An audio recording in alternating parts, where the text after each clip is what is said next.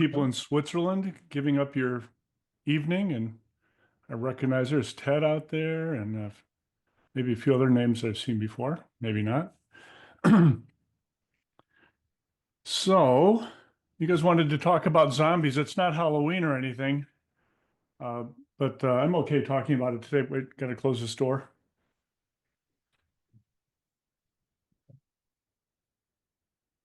You guys are all in Switzerland. Let's see. I'm going to show you where I might be, and let's see. Let's get rid of these zombies for a little bit. Go away, zombies. I like to play pool. There's my northern office, but I'm not at the northern office right now. I'm at the, actually, I'm from the Chicago area, middle of the country. And, but my wife and I get kind of tired of the cold in the winter, although we love going to Switzerland and, seeing cool stuff like that. Well, like that. Uh, Skiing Zermatt. I did that a number of years ago. Really enjoyed that. Couldn't believe how tall that mountain was. And so we're from the Chicago area, but now we're from Florida. So we moved to Florida. That's where I am right now. And Florida's great, aside from sometimes you get hurricanes, which isn't so wonderful. And then we have some things around the house which are not always so great either. Alligators. And just for fun, you go hunting for pythons. Right now, pythons are an invasive species in Florida. They came from somewhere in the Far East, and we caught one last year. And at any rate, so we're supposed to get rid of them because they're eating all the mammals and stuff, and so that's one of the things we do for fun. But back to more serious stuff, like test-driven development guided by zombies. All right. So I got to get my background here proper. Get the rising and falling zombies behind me. So, all right. So that's kind of where I'm located. I don't know. I'll give you like a little brief. Oh, I got to turn the side and back part off. Let's get rid of that. And got kind of an involved setup here. But now Ted might know who these guys are. Ted, do you recognize these guys?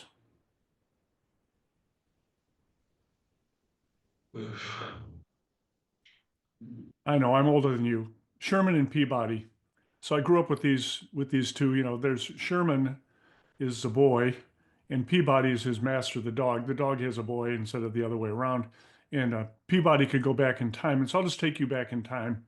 Um, People didn't actually, that I knew of, try to go into computers when I was going to college and in high school. And I saw a friend of mine programming. It looked like a terrible thing. I thought I should stay far away from it. And then in a math class, I had to simulate Newton's method for finding the area underneath the curve, and found out that computers were fun in that it wasn't so horrible, and that somebody would pay me to do it. And well, here I am still today, many, many moons later, and started in embedded systems. Somebody handed me this 8251A device, and I had to figure out how that worked, which was always fun. And we used these ancient machines and stored our code on floppy disks, very primitive things compared to what we have today. The turnaround time wasn't very quick for feedback, so we had to do a lot more work with uncertainty because the turnaround time, well, you see those devices, it took a half hour to program them, if I'm remembering correctly. It took a half hour to erase them, so it was kind of a lot of delays built in. And sometimes if you had the most primitive situation, you might have to key your program in binary in a machine like that. And I make way too many mistakes to be able to successfully do that. So there's a different guy that I worked with that was able to successfully get that machine up and running pretty quickly. But at any rate, enough of that stuff. We built some cool things. Before I get into zombies, just, where did Agile come from? I worked with these guys, Bob Martin.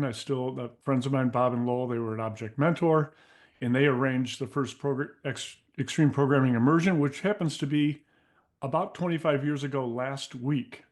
And it was a very influential thing for a lot of people, me included, changed my world in about 10 minutes after seeing Kent Beck describing test-driven development. But that was a long time ago. We'll maybe refer back to that a little bit.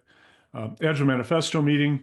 Bob says, James, do you want to go to the Lightweight Methods Summit?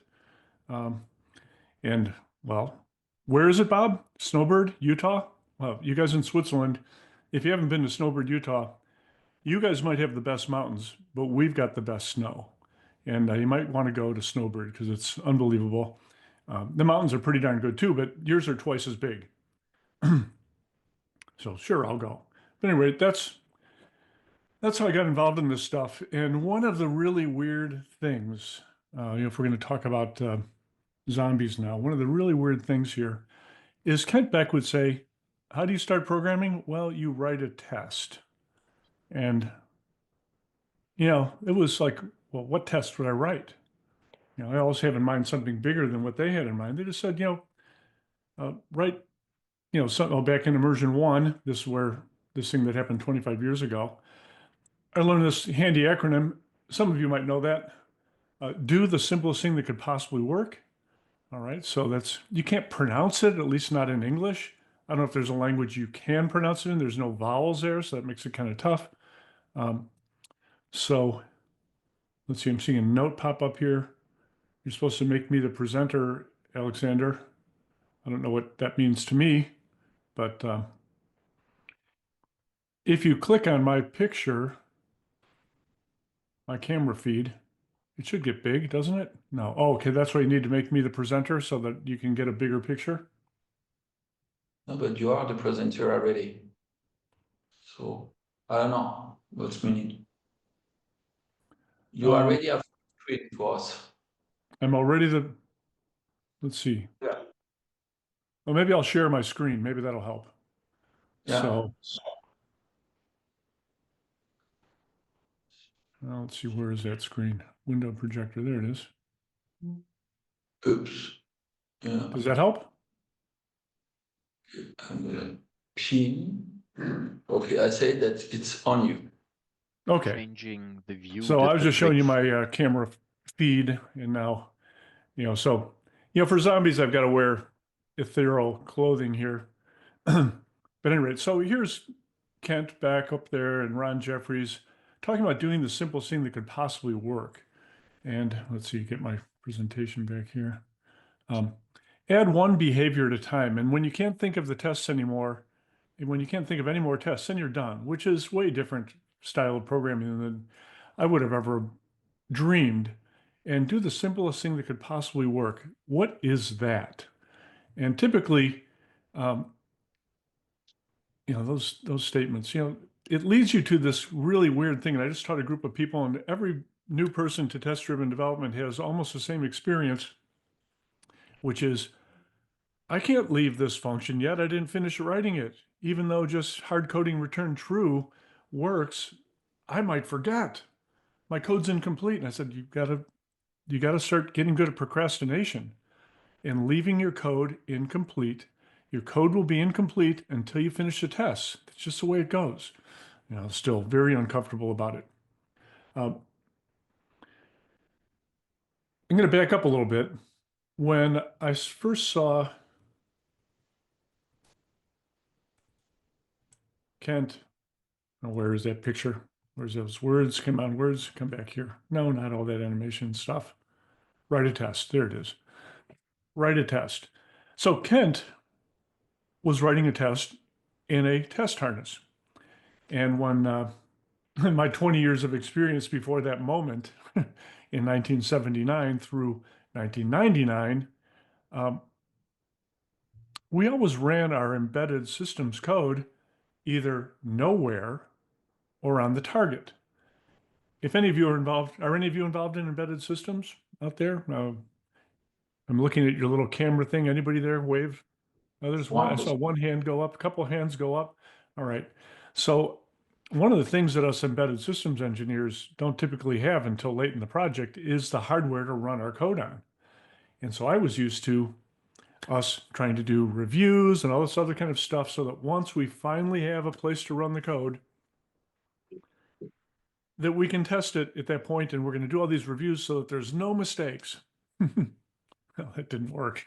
We would get the hardware late in the delivery cycle, and we'd marry the software with it. Nothing would work, and we'd have to debug it into working, right? And here's Kent writing a test for code that doesn't exist, and then growing that code and having it executing in the test environment.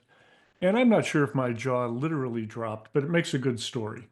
My jaw dropped. It's like, wait, for 20 years, we've been waiting for a place to run our tests, our code, and I could have been using a test harness. Well, there were no test harnesses, of course. But yeah, you could have made one. But so, at any rate, this was mind blowing when I saw Kent write a test. And actually, the first test wasn't so mind blowing. But after he finished the first thing, it's like, wow, that thing actually works. And there was nowhere to run it. All right. So you have to get used to your code being incomplete, okay, when you're a zombie. So here is the process of test-driven development. And I add a couple of steps because I typically work in C and C++. And I don't know, have any of you guys done any C and C++ lately? I'm looking at the little So, window there. Nobody's raising their hand. Oh, I see one. I see two. Okay, the same two guys that are doing embedded, they're still doing C and C++, right? That's why my book is going to last forever, because C is going to last forever. But at any rate, I add a couple steps into TDD because it's hard to get C programs to compile. There's plenty of opportunities for error. So I modified the test-driven approach a little bit to add a couple extra steps. So you write a test, and before you even try to write any code for it, you watch it not build. And the error message you get will tell you what's missing. And so if you get the right error message, the one you were expecting, you know what to do next to get your code to compile. And after your code compiles, if you did the right thing to get it to compile, then it won't link. And then you go to the other file and you add the implementation, start growing the implementation. Now your code will link. So now first we fail the build, then we pass the build, but fail the test, and then finally we pass the test. And after a while we clean up. So this is a process that test-driven is that for C and C++, that's my annotated version of it. A simpler version is red, green, refactor, failing test, passing test, refactor. Here, Bob Martin also talks about the 3 laws of TDD. Don't write any production code unless it is to make a failing unit test pass. And the second one, do not write any more of a unit test than is sufficient to fail, and compilation failures count as failures. Now, Bob and I both kind of arrived at that thing independently. I'm not sure if Bob was doing C++ at the time. He might have been, but the feedback that we can get as we're going can be very helpful there. So I've found like the smallest steps we can take so that usually I've only got one mistake outstanding at a time, or one thing that's wrong, maybe intentionally or not. But at any rate, so um, you're going to find though, there's some, do you guys do test-driven development in that room? I'm looking for some hands again. Okay, I got one. Okay. All right. And then a couple of other reluctant hands coming up a little bit later. Um, let's see. So, it's kind of hard to not finish writing the code. And well, until you're used to TDD, it's kind of hard. So you have to get used to this incomplete thing. And so here's this book I wrote. Oh, and I did find a mistake in your website. It says I wrote it in 2001, which would have been amazing if I had, but I wrote it in I think it was released in 2012. But one of the things that I do when I'm teaching a group of people test-driven development is after their first experience, I have them answer 3 questions. Now, before I started doing this, which was probably around 2008 or whatever, after the first exercise, I would ask the people um, that just did their first TDD, I would say, well, what did you think? Kind of an open-ended question to see if I could get some ideas. And because we were always short for time, um, some person in the class, usually the guy who had already read my book or learned about TDD and wanted to get the rest of his team doing stuff, usually that guy that brought me in would raise his hand and say, well, I think this is going to really help us a lot. And I would think, oh, great, my work is done here. Let's move on. And then one training class, I decided to ask people in writing. Well, I'd read this book, Training from the Back of the Room, and it suggested if you want the answer to a question, don't expect people to verbally uh, volunteer to give you an answer. You've got to get them to write the answer down. And then if you can make it a bit anonymous too, then you'll get really honest answers from them. And so first approach, of course, I had a stack of Post-it notes and green ones and red ones and yellow ones. And so I said, on a green note, write down what you like about TDD. On a red note, write down what you're concerned about. And on a yellow note, write down what you're surprised about. And so now I've got real information. And they didn't all just say, this is going to be great and help us, and I'm not worried about anything. They all gave me different things they liked and different things they were concerned about. And so that led to me having to explain a lot of stuff about TDD, which, I kind of felt it just worked and I didn't question myself too much. But then as people that are new to it, if you show them, they will come. This doesn't work that way. Um, People don't want to change just to change. They need a good reason to change. They need to see that problems are being solved and that maybe the new problems that come with the new thing are going to be smaller than the old problems you had, right? So these are, kind of natural things for engineers.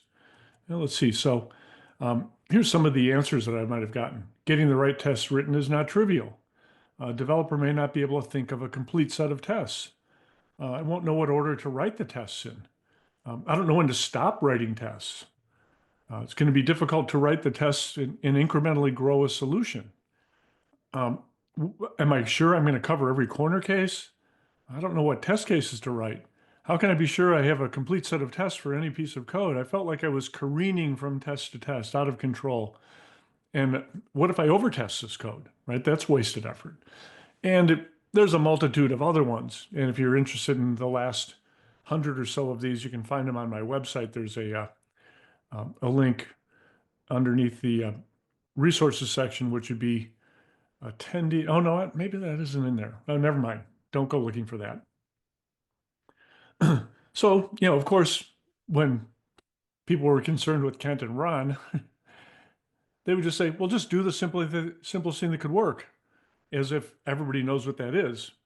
Now, after analyzing it for a while, I wrote a chapter or wrote some part of my book that I mentioned this thing 01N. And I contacted Ron Jeffries, who I'd done a lot of learning from, and said, Ron, is there a name for this 01N? He said, no, your name is fine. And so I moved on. And then one day I was with a friend of mine, Tim Ottinger, and we were talking about it, and he goes, ZOM. And I said, ZOM? He says, yeah, ZOM. 01 many. There's only 3 numbers that are important when you're a computer programmer. Oh, yeah? What are they? 0, it's a special case. 1, it's a special case. And then many is a generalization. I mean, 2 is not a special case? Well, that's the first generalization, but it's part of the general solution. Oh, ZOM. It's like, these words, 0, words that got said a lot while I was trying to describe the test cases that were coming up. Well, the example I'm going to use is circular buffer. And as it turns out, when you have a brand new circular buffer, guess how many things are in it? 0. How do I know? Well, I could define an interface for this thing and ask it how many things are in it or if it's empty, and I could know. And if I had a new circular buffer and I add a new interface, I exercised its behavior. And I might have been exploring the boundary of an edge condition, like object didn't exist to object does exist. Object is empty to object is no longer empty. Object isn't empty to object becomes empty. So we're exploring these edges. And then, of course, after we get through the 0 cases, we might have to change the state of something, like by putting something in. And now that's no longer 0 items in there, there's 1 item in there. And we had to define an interface for that. And we had to exercise the behavior of going from being empty to not being empty anymore and exploring this boundary of was empty and no longer is empty and then became empty again. Till finally, we've done enough to get to the point of dealing with the general behavior. And I mentioned to you circular buffer or FIFO. And uh, usually, if I mention that to someone, you've all done this either in the university or in a data structures class, or you needed one if you're an embedded systems engineer. Most likely, you needed one for something, and so you've built one or you've used one. And so, of course, the first thing you think about is the intricacy and the difficult part of a circular buffer, getting that wraparound right and making sure that the head never meets the tail and all this other kind of stuff. So many is where your brain goes, but you got a lot of things to get in place before you're ready to tackle many. But we want to exercise those behaviors that cause us to generalize this thing. Again, exploring boundaries. And when we get close to being done, we think we're almost done in the test list. Maybe we just cross the last thing off. We want to take a step back, maybe sleep on it, and see, are we done? Are there things that we have not thought of yet? Exceptional scenarios or error scenarios, exceptional errors. And don't forget, every test case you create for this should be kept simple, right? Simple scenarios, small steps. And with all these words being tossed around, zero, one, many, and considering the things, interfaces, exceptional situations, and exercising, and as you make this word cloud, you find out that there's zombies in the word cloud. And so the zombies idea came from having to explain, come up with a rationale for what I was doing. It seemed so obvious to me after watching Kent do the simplest thing that could possibly work. But, it took a while to get my head there. So I've been helping people get their heads there. So I introduced zombies as a two-dimensional uh, acronym. Now, most acronyms are just single dimensional, but zombies, you need two dimensions. So there's the y-axis with 0, 1, many, which I'll just run through the connections here again and the two-dimensionality. On the x-axis, you've got boundaries, interfaces, and exceptional situations, and kind of in their intersection is keep it simple. So we have, in the zero case, circular buffer is a nice example for this because, it holds a count of things, right? And so when you start one, it's empty, okay? And the condition of the circular buffer after it was created, you might be able to interrogate. And so the first things that we think about if we're doing the simplest thing that could possibly work from where we are right now is I've got a created circular buffer. What could I ask it? And I could say, are you empty? Well, to ask a circular buffer if it's empty, I need to define its interface. And because it was just created, I'm expressing, I'm capturing in a test case what should happen at the boundary of object didn't exist and now object does exist, right? So there's that boundary there. It might be a very small boundary that you might not think much of typically, but and then you might also say, well, what else would be true about a circular buffer that's brand new? And then that could lead me to say, well, it wouldn't be full. And then someone would say, but James, what if someone created one that was of size 0? Then it could be empty and full at the same time. It's like, oh, shoot, that sounds like an abuse case, an exceptional situation. Let's put that on our list of exceptional things to go check later. Or maybe we do it right now. We thought of it now. We could have done it now. So there's some things that we consider about the brand new object to check it.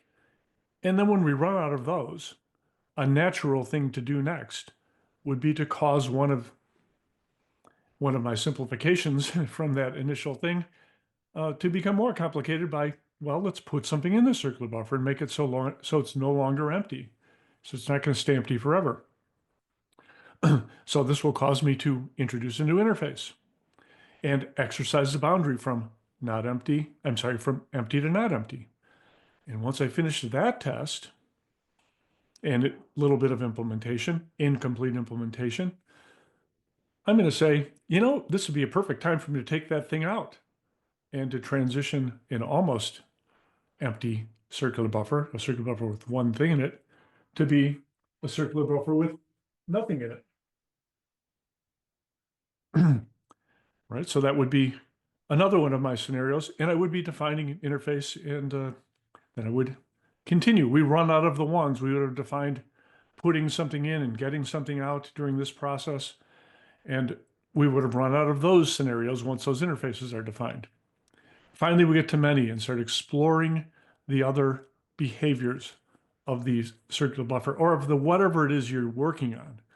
Now, obviously, zero one many doesn't always apply to everything that you work on, although typically there is a simplest path through your code, which is a good one to catalog early because that one's going to be hammered for a long time. The simplest path through your code is going to get exercised a lot. So you might as well have a test about that simplest path to keep that thing constant.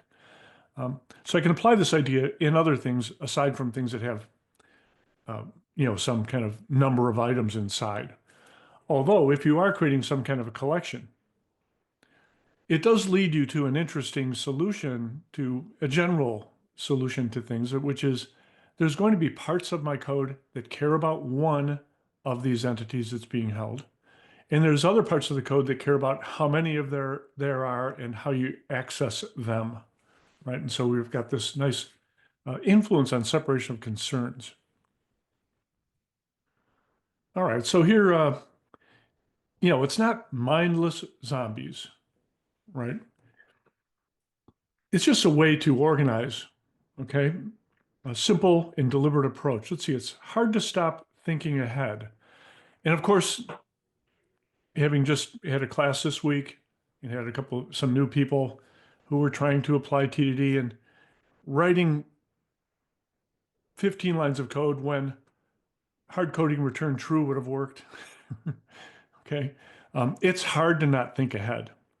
And I'm not going to ask you to not think ahead. I'm going to ask you to become very skillful at procrastination.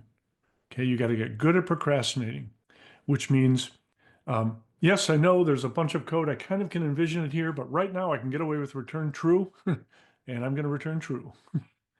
All right. So it's a weird habit to do, but you'll feel better about it because once you get used to it, because I'm not finished yet after writing that first version of that function. I'll be back there numerous times as I continue to evolve these tests.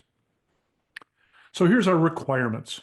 A circular buffer holds a series of integers, and we're going to make a module that manages the usage and integrity of the circular buffer. A full circular buffer rejects new values, and an empty circular buffer returns the default value. Okay, so that's our requirements. And we might draw these pictures up to kind of have an idea of where we're going to go, right? So there's a linear array with a couple of indexes that keep track of where to put new things and where to find the oldest things. So I've got input index and input and output index. You could use head and tail, if you will. And as we add more items, the input index marches across and then output index. Of course, you guys are all familiar with this, but these are the scenarios we would have thought of that we want to make sure we can handle.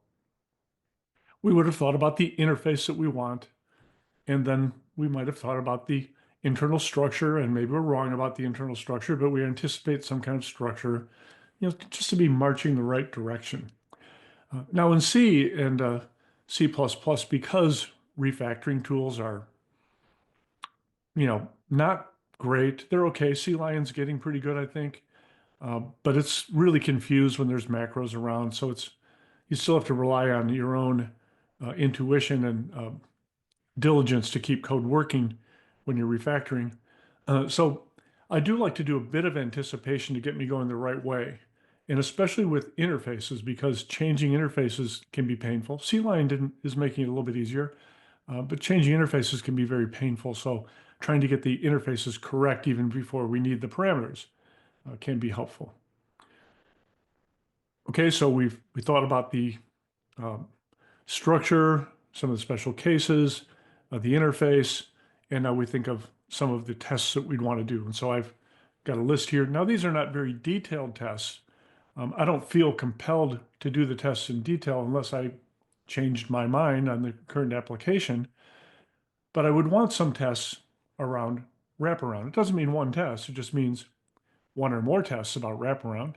There's an overflow situation, an underflow situation, an empty situation, a full situation, and the happy path FIFO situation. And so these are things that we would make sure we want to test. And maybe I'll just switch over. Let's see, what time is it?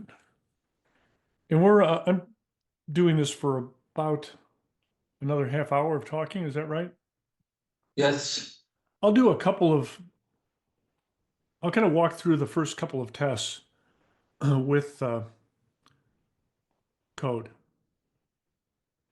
Now I got to change my screen mapping here though.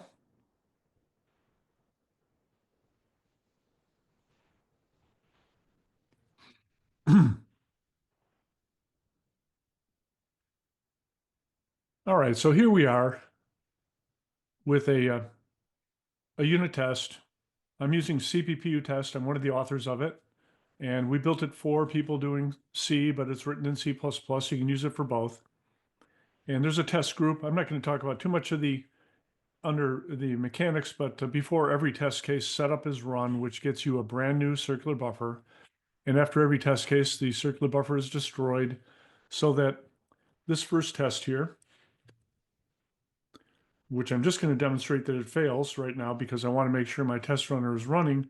But when I delete that and I run my test, the name of this test is circular buffer create destroy can be created and destroyed. Okay, so we can create and destroy one. I'm not checking anything in there. There's nothing really to check. So that's a test. Sometimes that bothers people that it's empty, but I like it. Now, thinking like a zombie, the first thing I might do is say, well, circular buffer is empty after create. So I'm going to say is empty after creation. That's going to be my new test. And how am I going to define that? Well, I want to check something. And so if I'm using CPPU test, there's a check macro.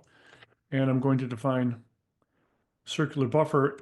And my coding standard is to have the name of the module, if you will, or think class in C++ or an object-oriented language. But in C, I kind of mimic object-oriented programming here. Is empty. So I'm going to call the isEmpty function, which of course does not exist. And the isEmpty function should report true in this case because the circular buffer was just created. So if I run the build, I'm going to get, well, I'll know that I was successful at writing this test case. At least I didn't reuse our already existing name. And the only thing wrong right now will be that this is an undefined name. And if I get an error that says, what is this isEmpty thing? Then I know I've done the right stuff so far. So here it is. It's complaining about circular buffer is empty. It doesn't know what that is. So I'm going to grab that and go up to my H file. Now I haven't shown you the H file yet. I'm building in C what I'd call an abstract data type. So this is I'll add a qualifier to it, a multiple instance abstract data type. So in C, something that returns a handle to a circular buffer, can be created. There can be more than one of them. That's why it's multiple instance. And it's abstract because the user of the circular buffer does not get to know any of the members of the circular buffer data structure. We're going to pre-declare the structure in the H file, and then in the implementation, we'll define that structure. But so here's my abstract data type, and I've got a Boolean function that I'm creating, which is called circular buffer is empty, which takes no parameters.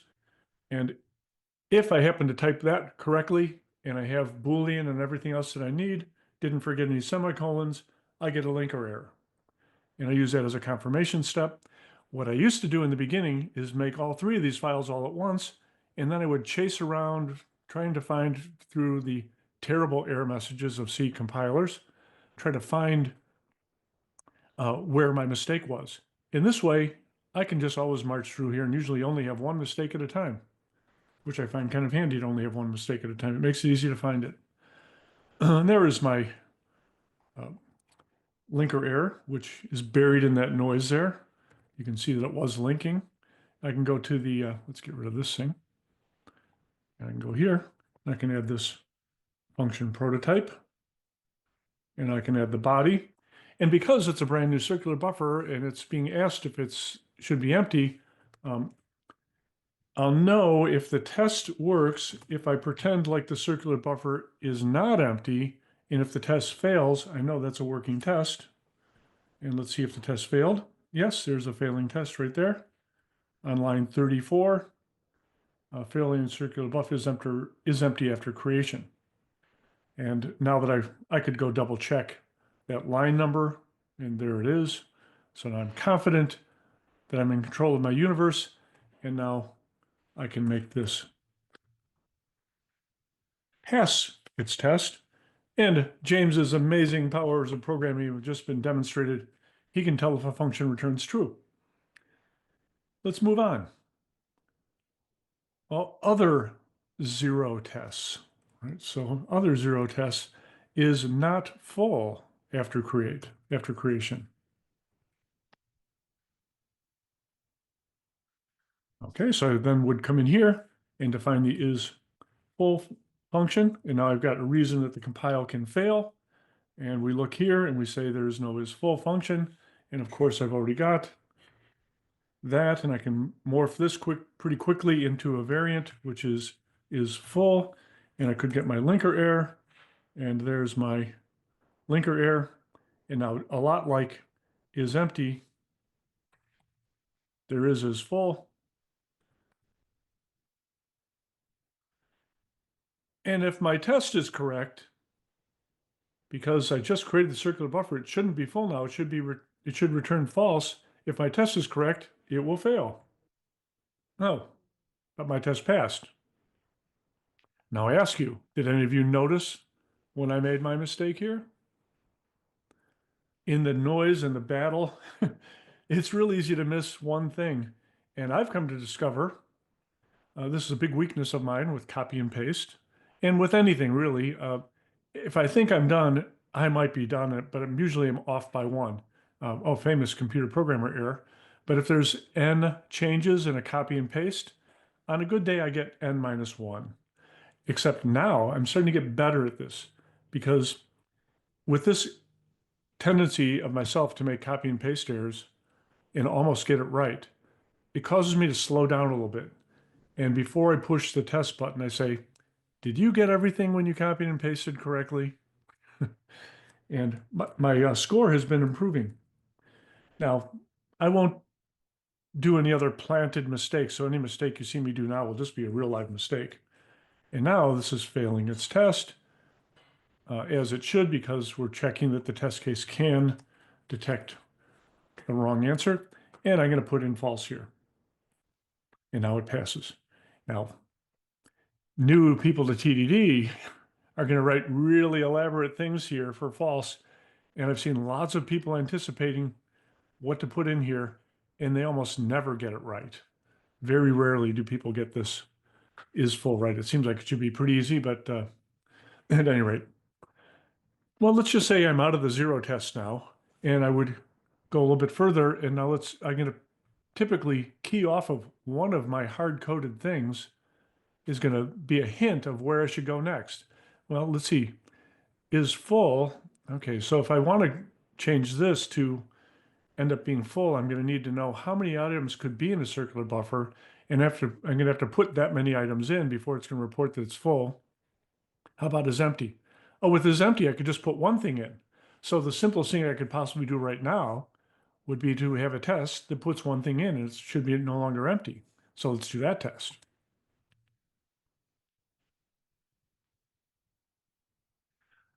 Is not empty after create. It's nice these tests tend to be variations of each other, and so I could read this test that circular buffer is not empty after creation.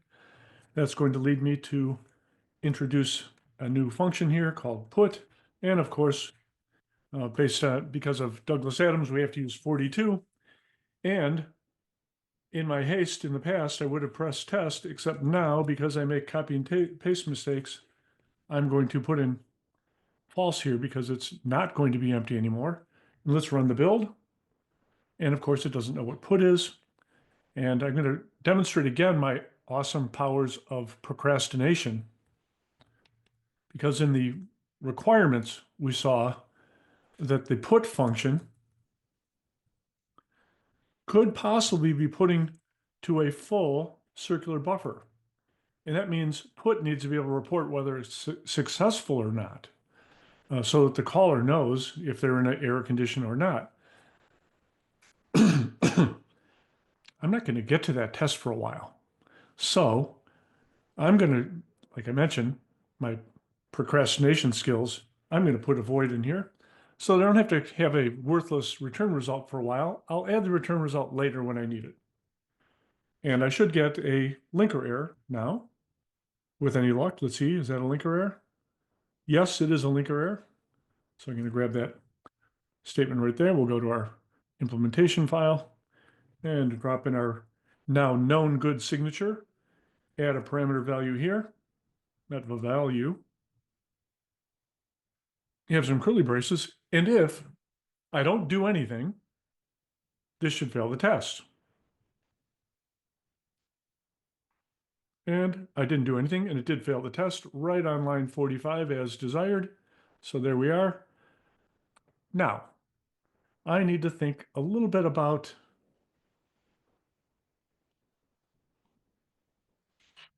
how to get this to pass. So I've got these diagrams here, and the diagrams, the first one's the one that's pertinent to us. A brand new circular buffer has unknown values in it. Of course, there's values in there, but we don't know what they are, and they're not meaningful because they're not used yet. And the input index and the output index should both be referring to the 0th location, because where else would you start? It's a reasonable place to start. Start at the beginning. And they're both set to 0. I can use that. So let's turn this picture off again. Go back to the code. Let's see. I've got this kind of a Python-y naming convention here, but I'm going to introduce the input index, and I'm going to increment it, not tricrement. Okay, increment it. And among other things needing to be done, we're going to need to increment the input index, but there'll be other things as well. But right now, this is the only part I need, right? Because that's the thing that's going to communicate with is true.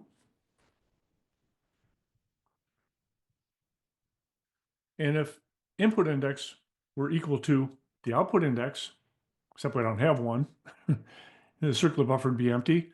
But instead, from what I know right now, I could just compare it to 0 because that's how it's going to initially start. It's going to be 0. And now I need a place to put one of those. And here's my data structure right up here. And I can add the input index right there. And here's my create function, which I haven't shown you yet, but I'll show you now. Let's see, let me make this a little bit bigger. In create, we're going to allocate something using calloc, which if you're a C programmer, you might understand that it will get a block of memory big enough to hold the size that you tell it to, and it will initialize that memory to zeros. All right, so that would initialize our members here, input index and output index to 0. And so given what I know there, I think this should pass the test. Oh, shoot, what did I do wrong? Return self. Let's see, I think I forgot something here. Oh yeah, is full. Oh, actually, I've forgotten something in numerous places. Very bad, James. You'd think you'd never done this before. I've got to pass in the reference to the pointer to the thing that we're trying to work with. I'm going to do this in batch mode, considering I forgot it in each one. Now, typically, I would have done that one at a time. And maybe if one of you might have noticed that, you could have told me. Okay, I know it's my demo. And if I was working in C++, none of this would be about, an important thing to do. And I got to name this self. Okay, so And I got to name this one self. And of course, this one.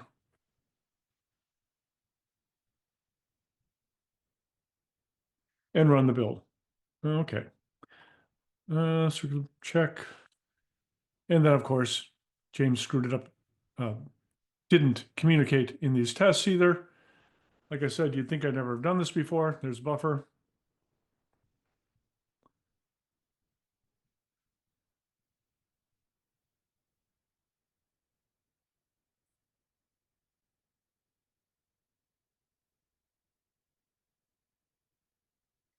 And what'd you do now? Put 42. This demo's working out really good. Too bad I didn't think this morning. You wouldn't imagine how well this demo went on Monday when I did it for my training class. All right, so here we are, 4 test cases. I'm going to do one more, and then we'll talk about what comes next. Is empty after, is not empty after put. Wait, let's see. After put. Is not empty after put. Is empty after put then get. I'm sure this is more confusing because I forgot to name the test properly and then left off that parameter. But at any rate, moving right along, if I were to get the value back out, I'm going to have a problem here. It's going to be empty again. Got my test case the way I want it. I'm going to have an undefined get function. Let's run the build. And of course, it did fail on the build of get. So let's add that function. This time, I'm not going to procrastinate, even though I'm not looking at the value. Probably the next test will look at the value. I don't need that second parameter. And the name is not get, put, it's get. This should give me my linker error. There's my linker error. And then we'll go into the C file.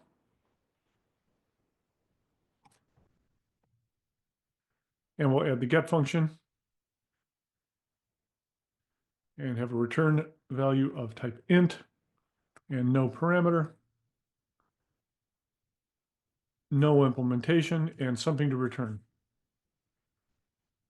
Return minus 42. And if I run the build, it's going to say that this failed because we're seeing if it's empty, and while we're not communicating what's happening in get, up to is empty, so of course it fails. We'll do one last thing here. I'm going to introduce the output index. Some of you might say, hey, James, you could get this test to pass just by decrementing the input index. You could, except I would like each test to nudge me closer to being done. And decrementing from the input index doesn't meet that criteria. Okay. Now, if I want to really check my test right now, I could do that and test that hypothesis, although it's not that big of a step for me to nudge this code closer to being done. I can get rid of the 0 now. And maybe this function's going to be done. Could be my hypothesis here. And this is the output index. And if I run the build, it passes its test. And now I just realized, James, you made a big mistake. You're supposed to use size t for indexes. So make that refactoring change. Run the test again. And I have 5 tests. Now, is this a circular buffer? No. Can you see it's kind of going towards one? We've got the interface pretty well defined here. Are we happy with it? It's pretty easy to work with. Okay, so I would say I haven't invested a lot to prove that this interface is decent. So I've got a milestone here, kind of a design milestone, which is I like what I've created, so I'm going to keep it. Okay, I'm not going to keep going on the demo. We would continue. There's a couple of other one tests. We're about to get into many because the interfaces that we want are defined. And so the compilation errors will stop next, and we'll start getting into the many zone where interfaces are in place and we're working on the inside core behavior rather than the external wiring and such.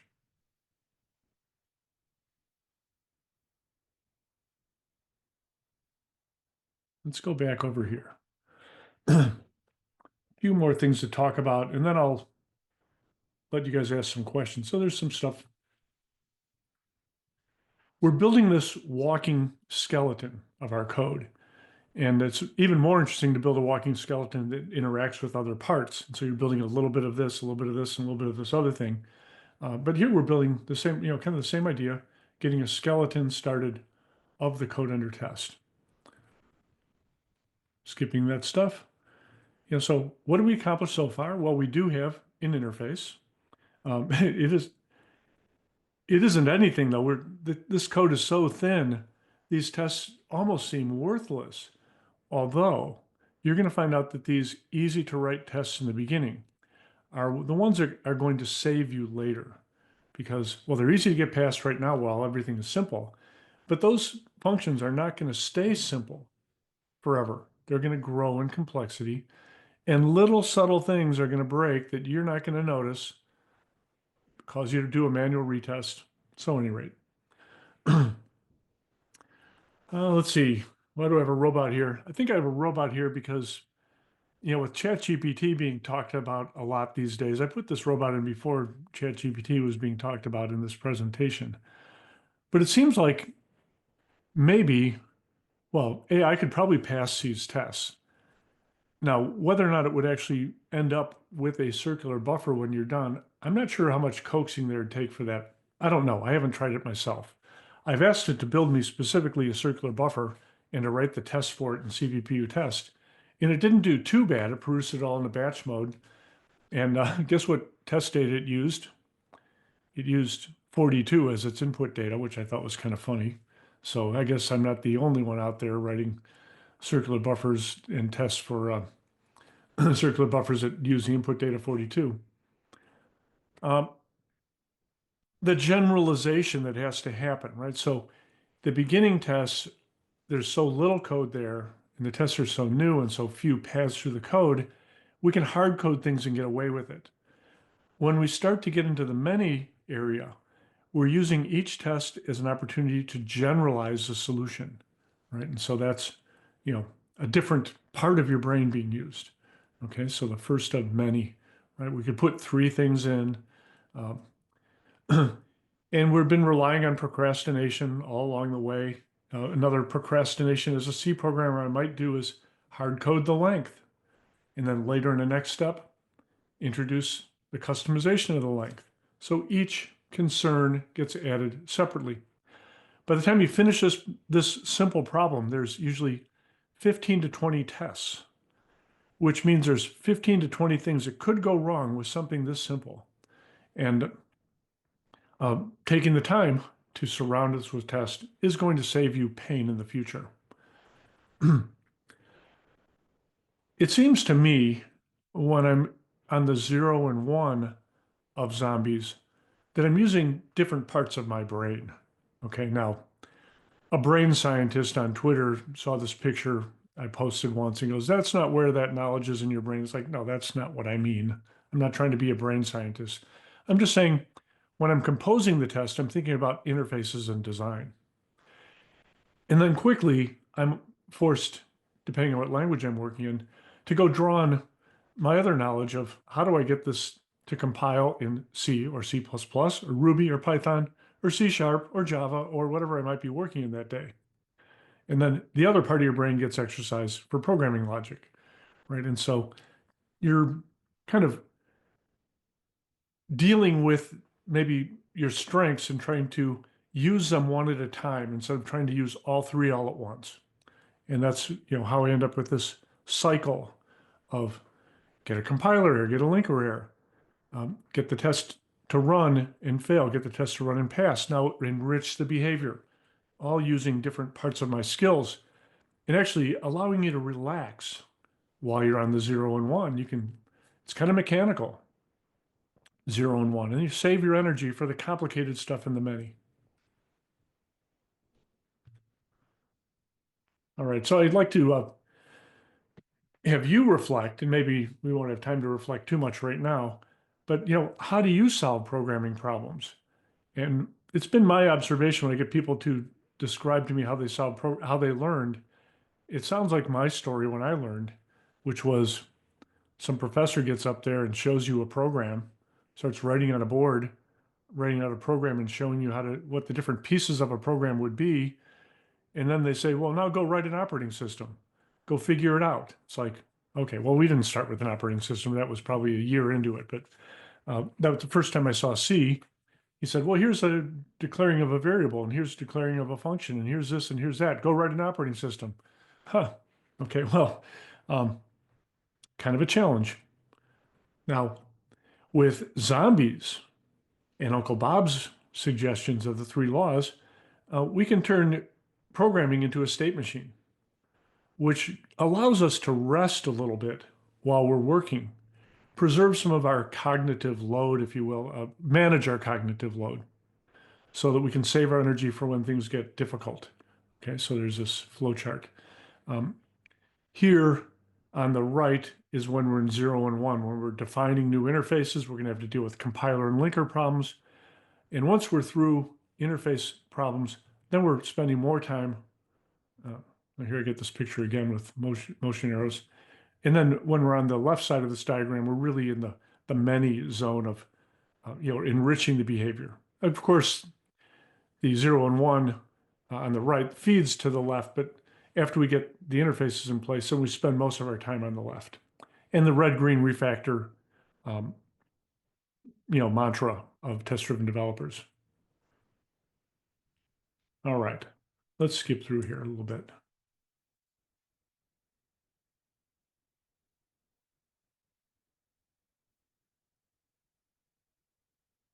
Forget how long ago this was. Let's see if I got a date down there. 2015. So almost 10 years ago. What you don't want to have is a famous bug. And if you travel too much, you definitely don't want to have the famous bug to be on an airplane that you like to fly on. These are a nice airplane to fly on. Um, and there was a bug reported about, like I said, about 10 years ago, which caused 787s to go into safe mode. Who'd have thought they needed a safe mode? After 243 days of continuous running, not on a trip of 243 days, but just having their computers powered up for 243 days. What's that? Well, safe mode, 248 days, which happens to be 2 to the 31st hundredths of a second. What is this? Okay, every embedded systems engineer has run into this. And if you haven't yet, there's still time, you'll be able to.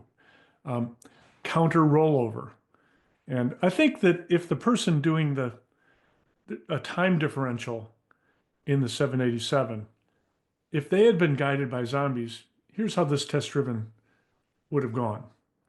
Okay, my first test would have been, yeah, I've got the delta T function I'm building for the 787 delta T.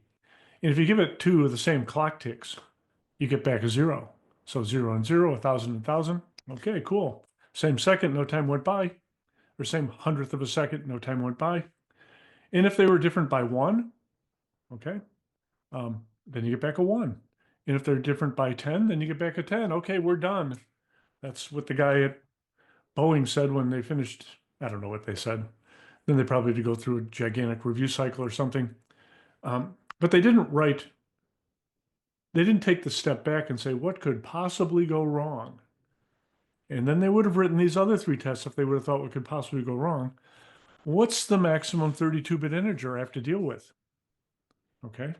If I started the clock and then didn't look at the delta T until int32 max, what would be reported? Int32 max. All right. What if I started with int32 max and then there was a rollover to 0? What should it be? It should be 1. And what if it was starting at int32 max and, oh, it was int32 max? Okay, so I'd have to deal with the rollover thing. All right. So I think this zombie thinking would be very helpful in especially embedded and safety critical things. So at any rate, Um, Here's my book. I teach people about TDD. I just finished a class this week. Um, I also have built a self-paced training class because I'm not going to be able to do this forever. And I'm spending less time working these days as people of my age start to do. I still like to do it, but I built a system that people can use to learn TDD on their own. I will probably do training classes periodically, publicly, and on for particular clients and such, I'll do them as well. And my self-paced class could be used by an ambitious person who knows TDD and wants to train their company. Okay, so I've got a way for you to use my stuff. You'd want to take my class and be familiar with the exercise, but you could do the facilitation of exercises where a lot of the learning happens. Sorry, right? There's my shameless plug. And now I'd be happy to take a breath and take your questions. Okay, thank you. Thanks.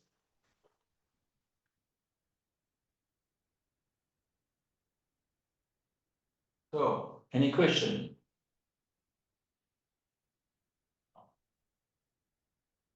On remote and any question? I think there was some in the chat. Yeah, a lot of friends in the chat. Yeah, I see the chat Are there is some in the chat? Where's the chat? in the chat here. Okay. Oh, you see, there's 9 things in the chat. So,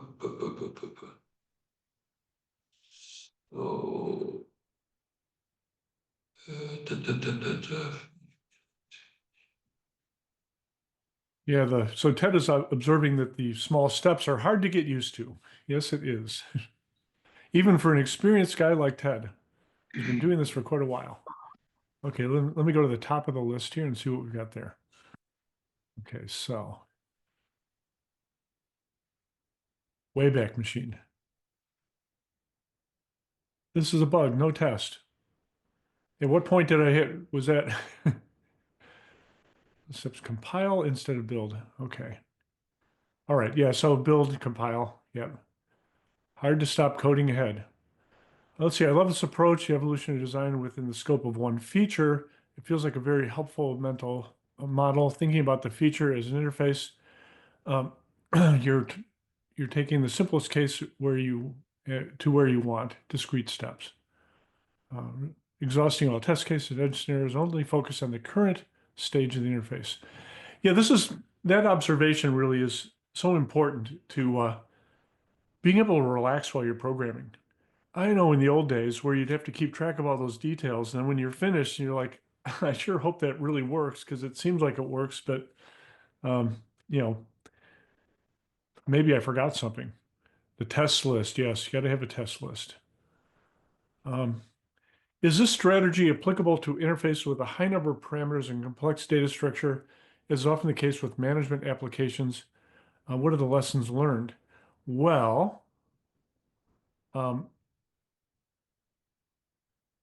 large parameter lists are considered a code smell. That doesn't mean you're never going to have them.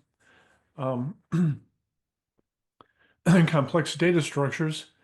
Well, one of the criticisms of test-driven development,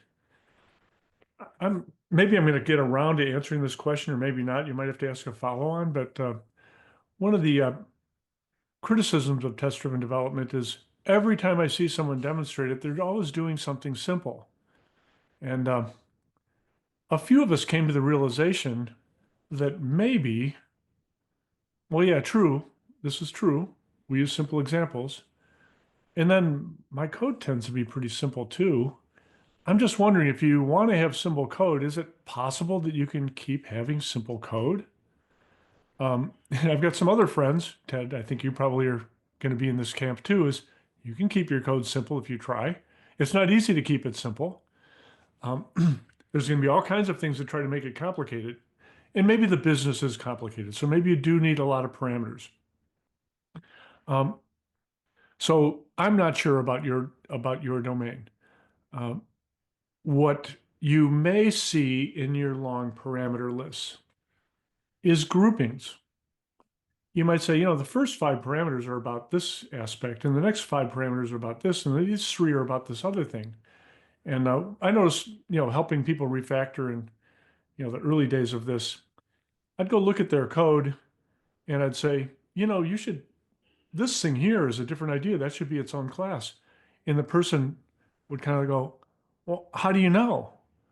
He goes, yeah, that sounds right. How do you know that? I said, well, you put those 5 variables together and put a comment over them.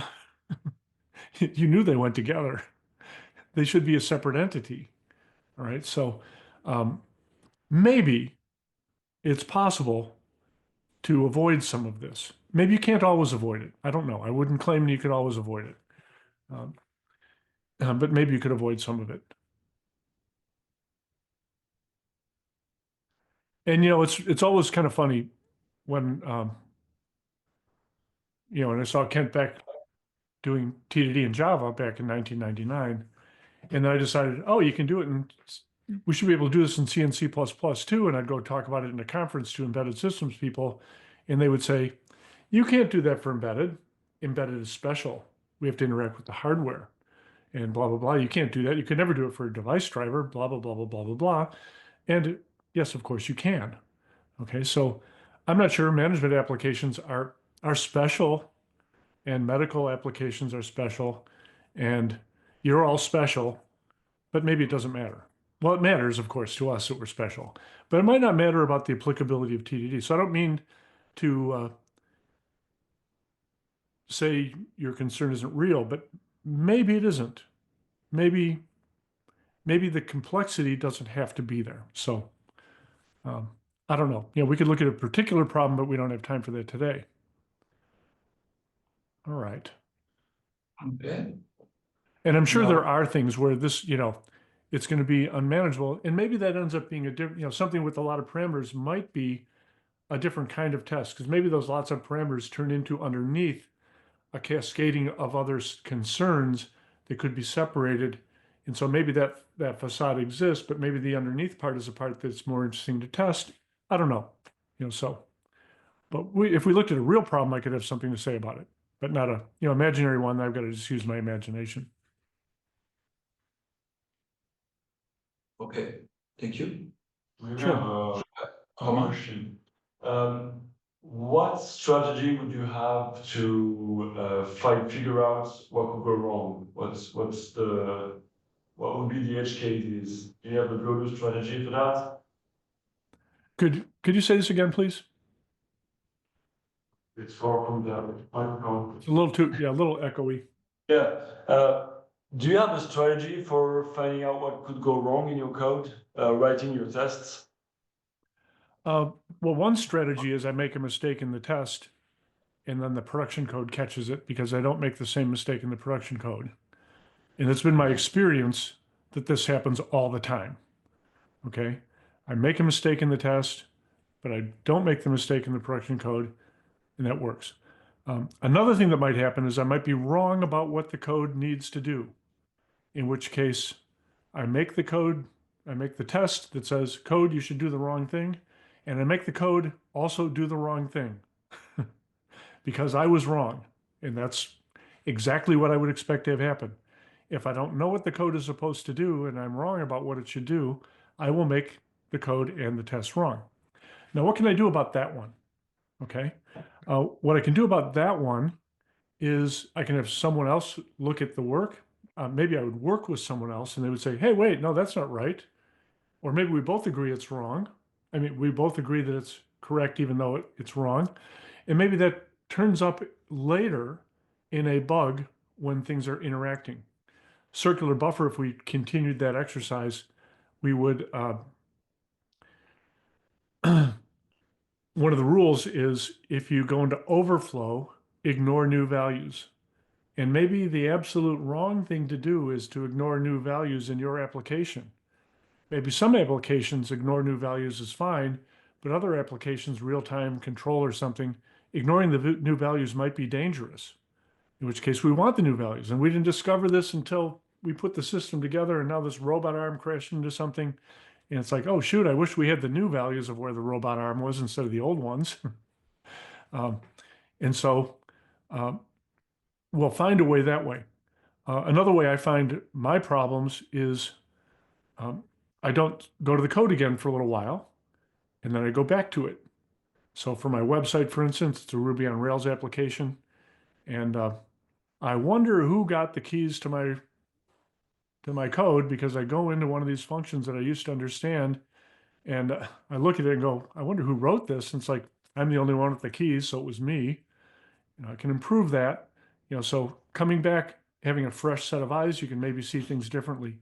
So that last step of zombies, one of the reasons for the E, take a step back and look for the things that you might have missed, exceptional situations. A clear brain is good for that. So if you're by yourself like I am, I might wait a day or two and review my own work then.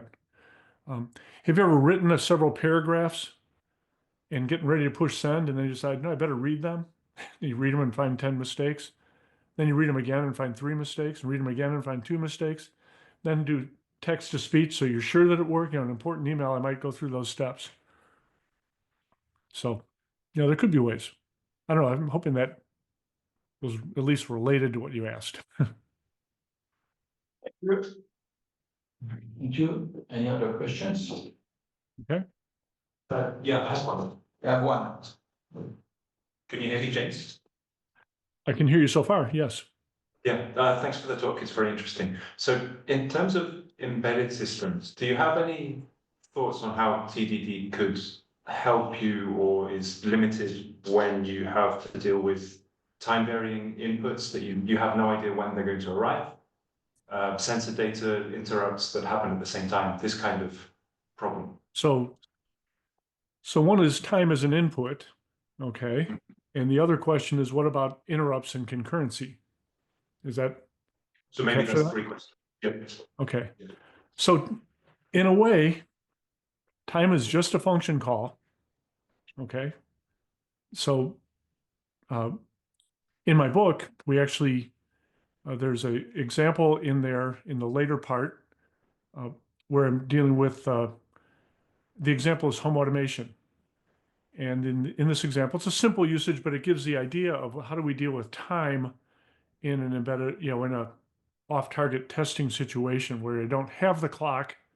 So what could I do? And in this example, the code that we want to test asks the operating system what time it is. Okay, now I can set up a fake source of time.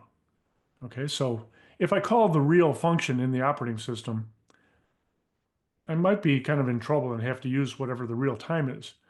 But if I make my own interface about the operating system and about, I'd like to know what day and minute it is right now. And so there's a call for my code to find out the day and the minute. That interface I can implement as a fake. Okay, so I could make a fake source of time, fake time service, or if you will, is what I call it in the book. And what time is it for a fake time service? It's whatever time I need it to be.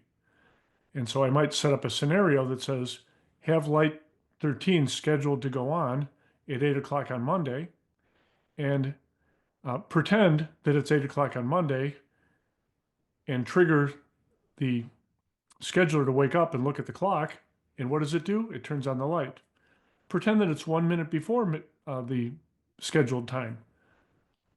Wake it up, and it doesn't turn on the light. Okay, so we can take control of time there. So direct hit for dealing with timing type things. If I had something that had let's just say I had to run my scheduler through every minute of the day. And if I wanted to do that in real time, how long does that test take? It takes a day.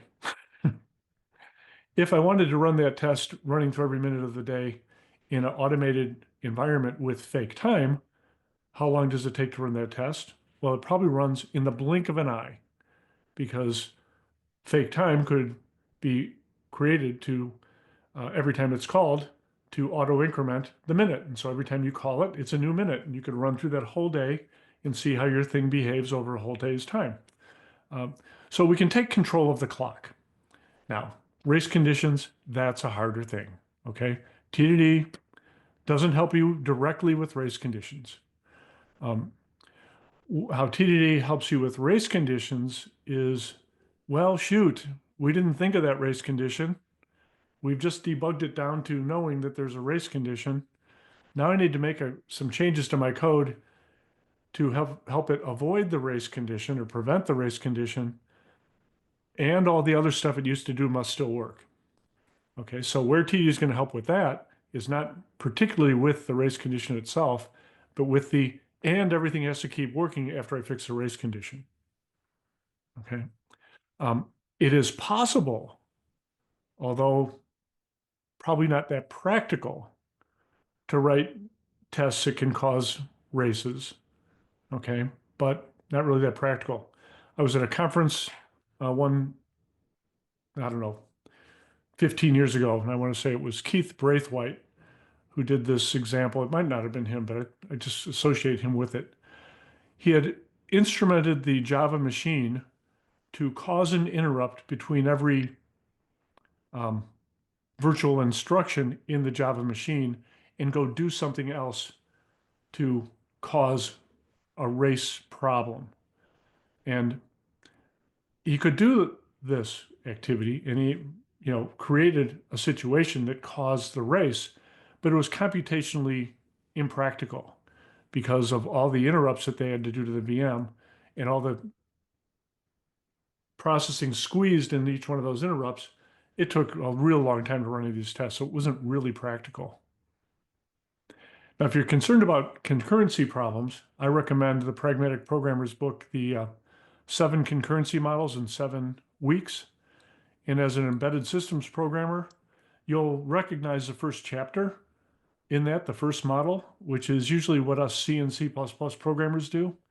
And the chapter is spent showing you how to do it and then warning you at the end, this is really dangerous. Not many people in your group are capable of dealing properly with concurrency, so don't follow this model. Instead, look at the second model. And in the second model, they look at embodying the concurrency mechanisms into components that could allow you to do queuing and things like active object and other things. And then, of course, they point out the problems with that and lead you to something else, but I'll stop the story there. All right, let's see. Michael's got a question here. Mikhail, to simulate reality and test the robustness of our code against chaos, should we create mockups with random values? I don't find random values to be that helpful. I usually like to pick targeted values at the edges. So if I can dream up some example, let's just say we were checking to see if a day of the week was a weekday.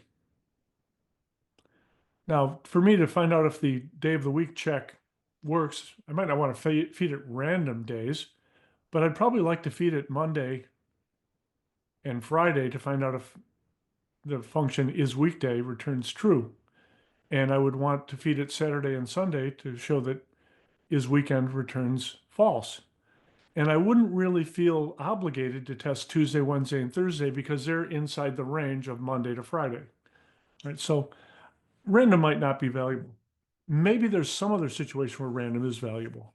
Okay, I haven't run into it. Actually, what I've run into instead is the opposite of, I was working with a company that made slot machines for gambling, right? So they try to make it entertaining, but it's all pure luck underneath. And what they would do is run these things over and over and over again and keep track of the winnings, to make sure it was a distribution and et cetera, et cetera. But it made it really hard for them to find out if their code was doing what it was supposed to do. And then in one of our examples, we introduced a fake random minute generator, or a random dice roller, or random number generator, whatever it might need to be.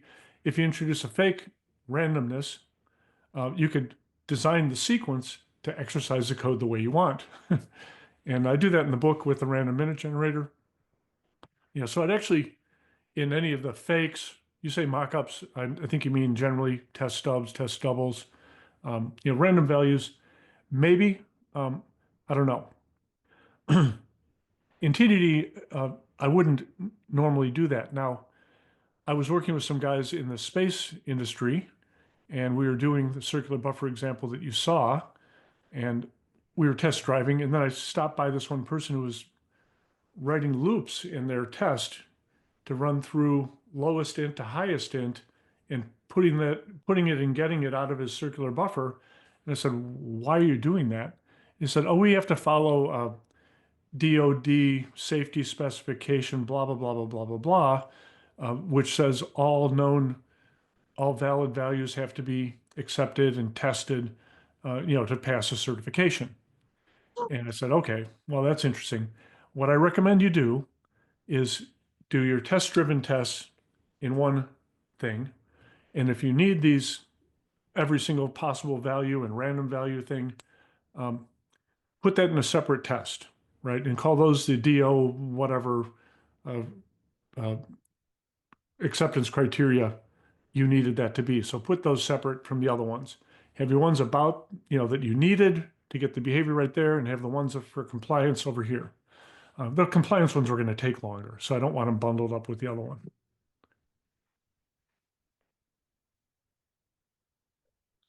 Thank you very much.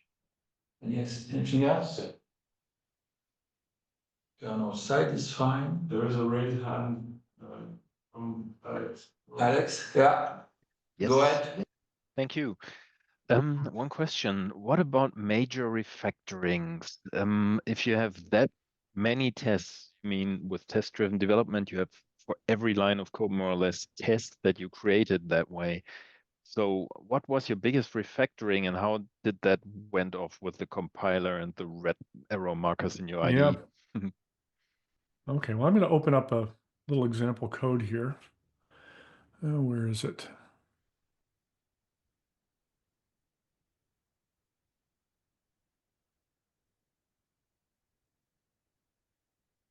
It'll take me a second to find it. And by then I'm going to forget what your question was. So I'll have to recreate the question in a second.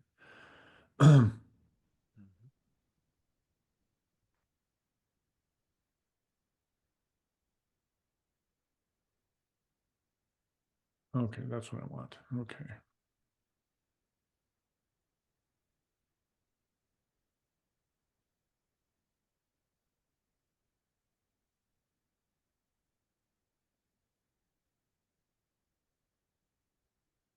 Okay, so if I'm going to do a big refactoring and it's going to impact my tests, does this cause a lot of extra work? Could you maybe ask me the essence of the question again? Yeah, the essence would be refactorings, of course, involve breaking the code at some locations. If you have more or less for every line of your code that you created in a test-driven development way, additional tests, then you have multiplication of all those arrow markers. And if you do a really big refactoring, what are your experiences with that to handle that? So you Okay. break two parts, the code, of course, and the tests by refactoring. Okay. So I'll bring up an example that I can talk to this through, but I'll make a couple of statements first, which is refactoring's definition is modifying code structure without changing its behavior. Okay, so you might be thinking refactoring means redesign. Okay, and refactoring, see if I open up the right thing here. Okay, so refactoring as defined, like I'm defining it right now. I got to get my right page opened up. I see what you mean. Sorry. Yeah. I mean redesign, in fact, not only refactoring. Okay, so redesign, that's a refactoring. different story. Yeah. Okay. That could be a different story. But I'll tell you about one of the first projects I ever worked on with TDD and our experience. I'm just looking for my background here for that. Okay. So we had created dozens of tests in the early 2000, first project I'm working on, real project, production code. And we were not that careful about refactoring test cases. And a lot of duplication was appearing in the test case. Here's some of the examples from my training class. So we've got these 6-line test cases, which doesn't sound that long, but if I look at adjacent cases, they're all very similar. And they imply stuff about, how I'm doing faking and how we're checking the outcome. So this is I'll just read one of these tests to you. Let me get to the right place here.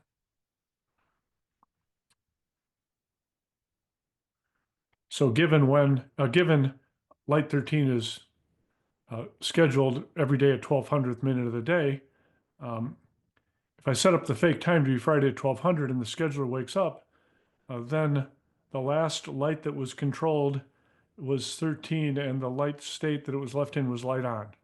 Okay, so here is some kind of wordy tests that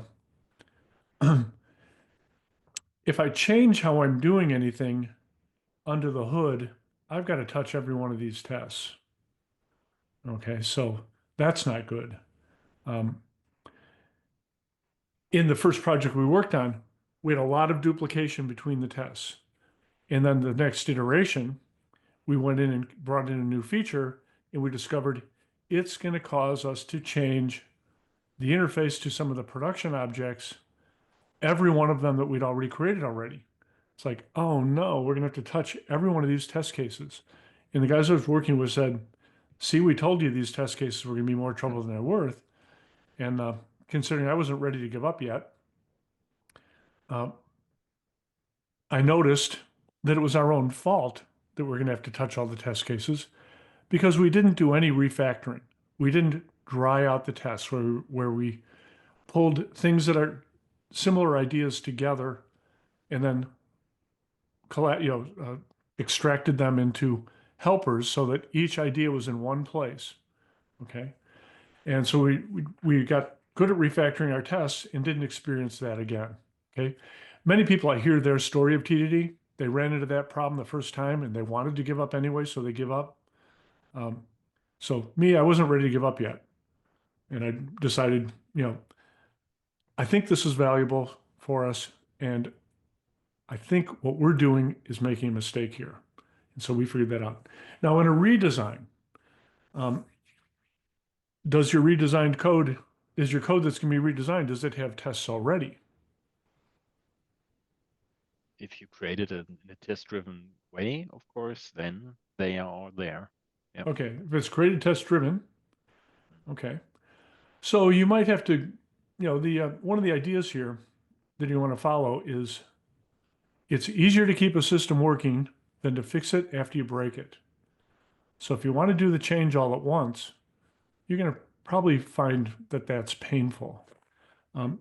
Instead, can we think of incremental ways of doing the design? And just as an example, I've got some code sitting in front of me.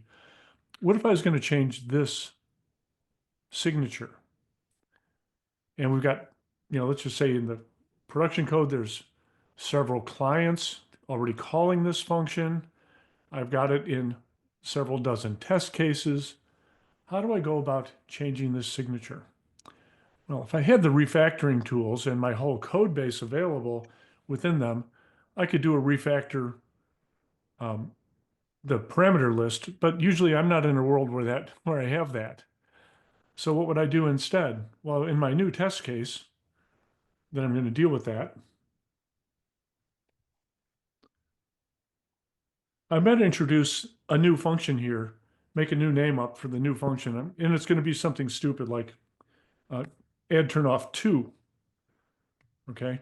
You're going to have add turn off and add turn off 2? Well, not for long term, but at least initially, I've got this new one that needs this extra parameter, which is the, I don't know, 50% or something.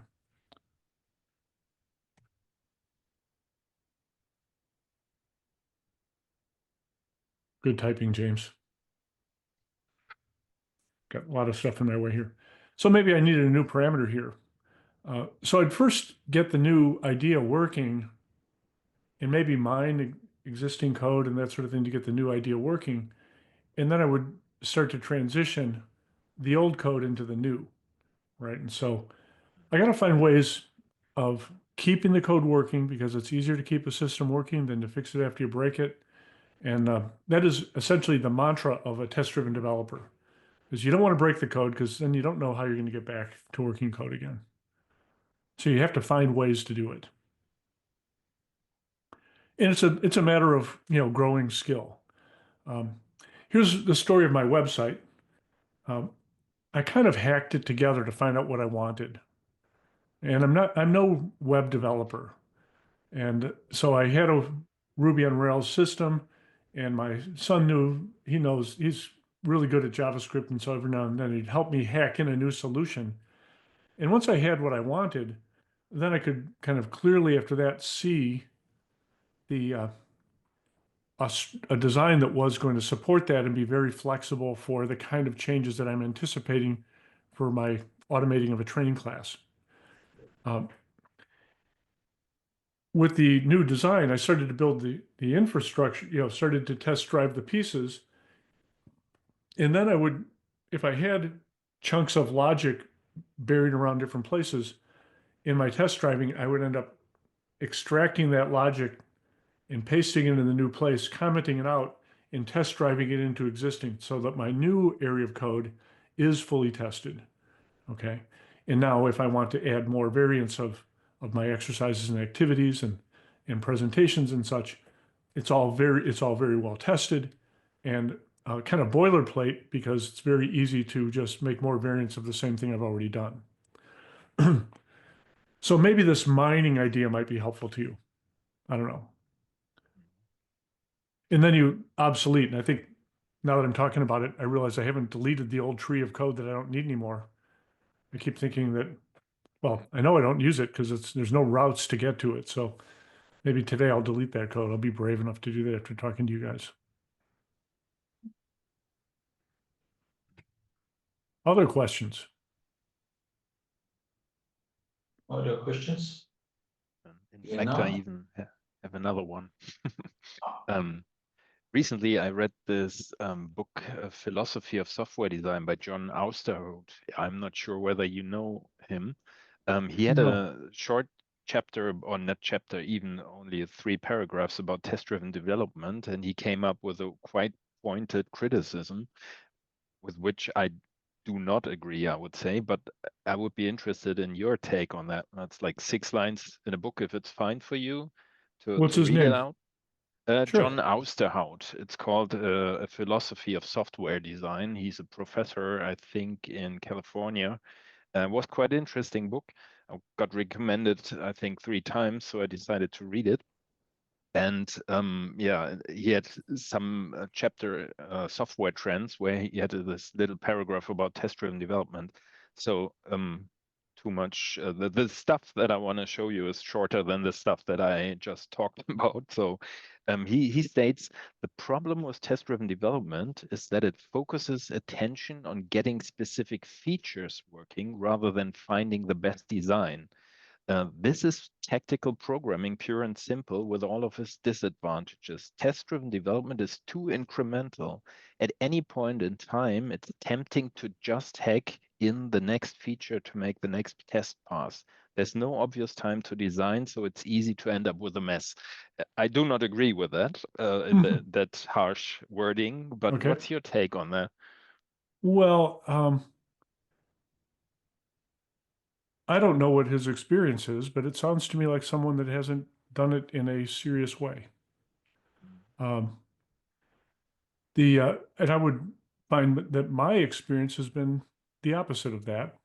But maybe, design is one of these things where test-driven isn't going to make sure that you have a good design. Maybe in the places that he's seen it used might be by people with growing design skills that maybe are immature.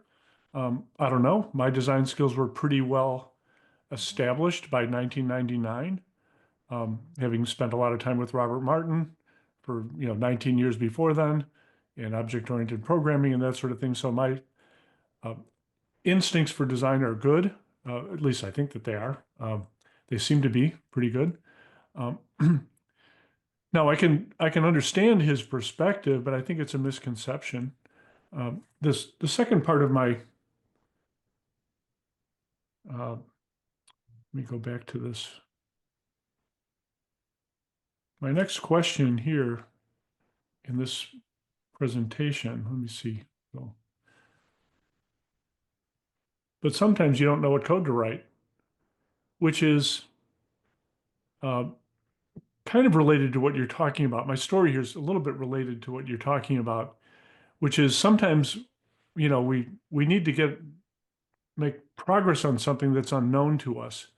And I don't know, I find that test driven leads me to, and I'm going to just kind of jump to a picture that I think will help me.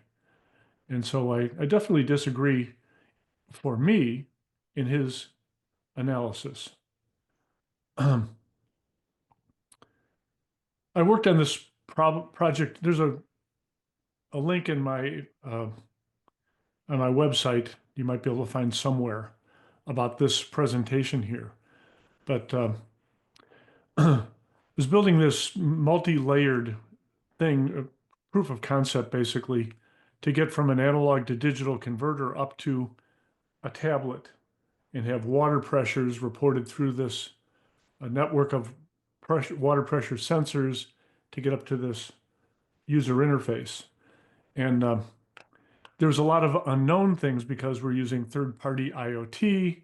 I'm using a Flask web server, which I'd never done before, and a little tiny Linux box like a Raspberry Pi. We had our own little analog to digital converter off a little serial link and a radio, which we didn't, had specialized code in it, et cetera, et cetera. The things that were green here were areas where we had to write code, and other stuff was kind of like configuration. What this, I'm hearing an echo or something, but where this led me to was separating things out of our control that couldn't be test driven, like how do I send a radio message? I have to integrate with the hardware for that. But what radio message to send and when to send it and all that kind of stuff, core application stuff could be test driven. So for me, a test driven developer, test driven, I have part of my desire in doing test driven is to produce flexible, long-standing designs. So John Osterhaus, you said? So he's reading Kent Beck's write a test, make it pass, refactor, thinking that someone's got blinders on. When if you think it's Kent Beck doing it, Kent Beck has excellent design, even though he just says, do the next thing and then refactor when you need. He has excellent design skills and is going to produce an excellent design because modularity works. Different people's skills are going to end up in different places. Now, is it possible to just keep writing test after test and jamming more code inside of where it goes? Yes, it's possible to do that, and some people do, and that's not the intention. Now, whether somebody has the skills to be successful at test driving well-designed code, that's a different thing.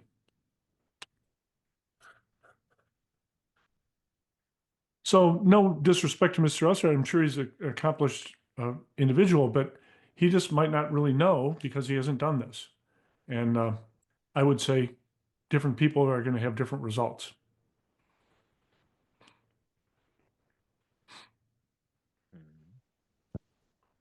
There's a funny tendency for critics of test-driven developers to take one thing that test-driven developers talk about and then make some assumptions about that one thing they talk about and say, that's the only thing they do is red, green, refactor, which no, it's not the only thing we do. If you look at the practices of extreme programming, there's 12 interacting practices, and one which is having this design vision. I think Ken calls it metaphor. I'm not sure if he still calls it metaphor because nobody got that idea, but have a vision of where your design is going. And of course, we want to design towards this vision and have flexible, easy to change code. So yeah, I'm not sure. I mean, I'm sure what it is for me. I'm just not sure what it is for other people in skilled hands. Sounds a bit like when I read Andy Hunn's Pragmatic Programmer and his refactor your wetware, pragmatic thinking and learning. He said agility is only for very well-versed developers. It's not for beginners. A bit like this is test-driven development, I would say. So you have to have the design skills in order to drive it. Without the design skills, you will be creating messed up code anyways.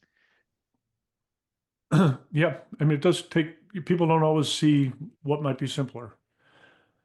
And I know from moving to different languages, I always choose the hard way to do stuff. In Ruby and Python, it's like, oh, if I'll sit down and review my Python code with Tim Ottinger, and he'll go, oh yeah, James, it's nice that that works. And he said, and here's what a Pythonic programmer would do. And then he turns it into something completely different. But I'm happy I got it to work. Thanks. Okay. All right, you guys are probably getting ready for pizza over there in Switzerland. We have still need to order. I'm actually opening the website as we speak. Okay. Any other questions? Let's see. Ted made a couple of observations. Testable architecture, there's a lot of talk. I've seen a lot, maybe it's just because of who I hang out with, but hexagonal architecture, which it's kind of weird. I think I like having a name like hexagonal architecture. I still don't know why there's a hexagon though. And what the idea is you're separating concerns. Okay, so you can find the oldest computer science book around. It's going to talk about separation of concerns, cohesion and coupling, and we're still dealing with that today. And if you don't know how to deal with cohesion and coupling, you're going to make a mess. And if you do, you're going to do better. And also, you're going to go back to your code later and find out, wow, that code's a mess. How can I make it better? And because you're learning, you're going to make it better again. So TDD done well doesn't mean purely tactical. I like that, Ted. That's good.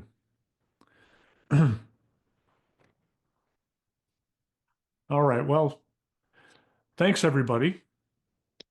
Appreciate Thank you. you joining me today. And thanks, Yes. Alexandre, for setting this up. Yeah. And if you have the chance to come back once in Switzerland, let us know. Oh, yeah. I definitely want to come back, but my sister-in-law used to live just down the street from you guys. I think I met you the last time I was there, right? Yes, we meet two times. We went to that pub and I got to meet you and Peter and some other people. That was a lot of fun. I miss those encounters, but I probably will not be. My family's no longer there, and I don't have a reason to go there right now. But I'll probably get there again sometime. Okay. Thank you All right. very much. Bye-bye. Bye. Thanks again. Thank you. Bye-bye.